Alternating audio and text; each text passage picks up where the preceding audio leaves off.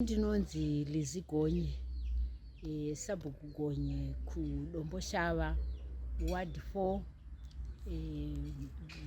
dunhu raShe Murape, chifu wangu Chinamhora. Ini ndinoshanda nemadzimai vane vana vanorarama nehurema. Izvo zvinoizvi tiri kuita dambudziko nekuti kune climate change iriko zvechokwadi.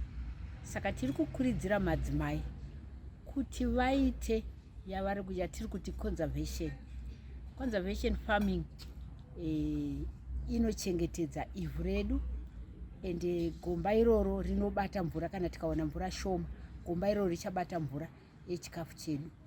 Pamusoro paizvozvo tobva takuridzira futi kurima small grains, nekuti aya anakira kuti haadi mvura yakawanda, ende chikafu chinorarama kwenguva yakareba. Chasiyana nechibage. Chibage chinopukutwa.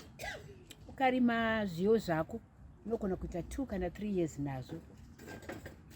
Ende zviyo chikafu chinoraramisa munhu kwenguva yakareba, zvasiyana nechibage.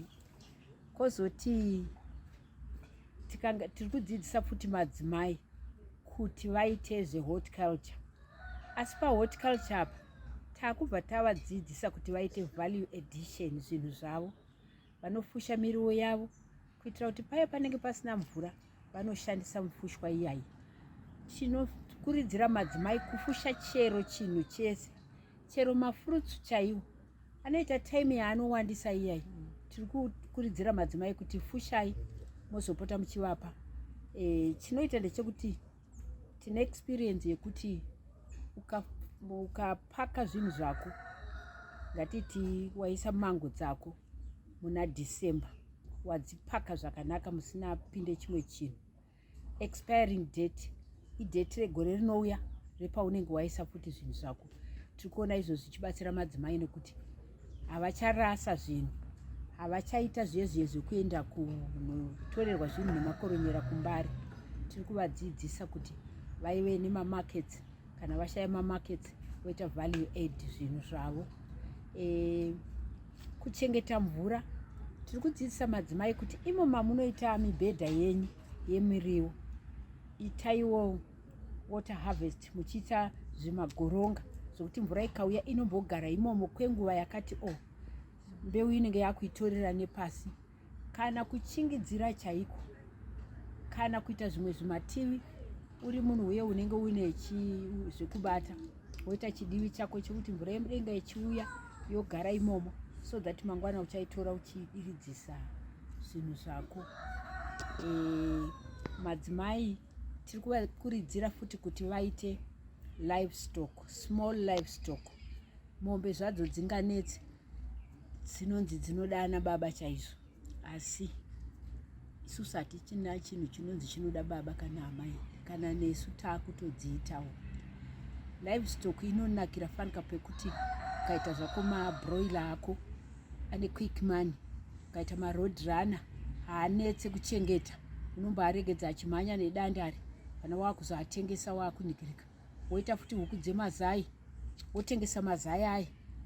Tiri kudzidzisa madzimai kuti mudzimai mutsvairo unotsvairira mari panze ngaiite mushoma, mitsvairo inotsvairira mari mukati ndiyo ngaiwande.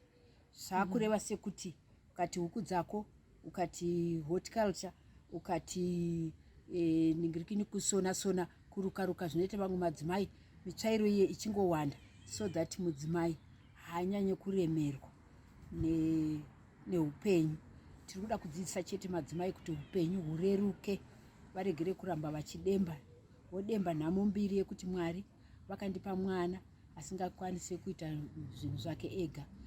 Mwari vari kundinyima futi mari yekunikirika, asi ukangoita izvozvo Mwari vanopindira, wotoona kuti zvinhu zvako zviri kuendeka. Sisi kwedu kwaSeke ndakandavapa garden madzimai rekurima.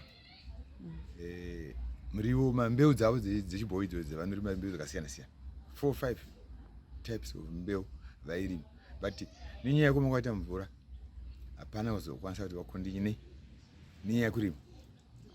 Asi taakutarisirwa kuti kunaya kudai pane zvinhu zvaakuitika. Ndanzwa vakadzi vachitaura nyaya yemikando, kuchengeta tsuro, vachiita sei.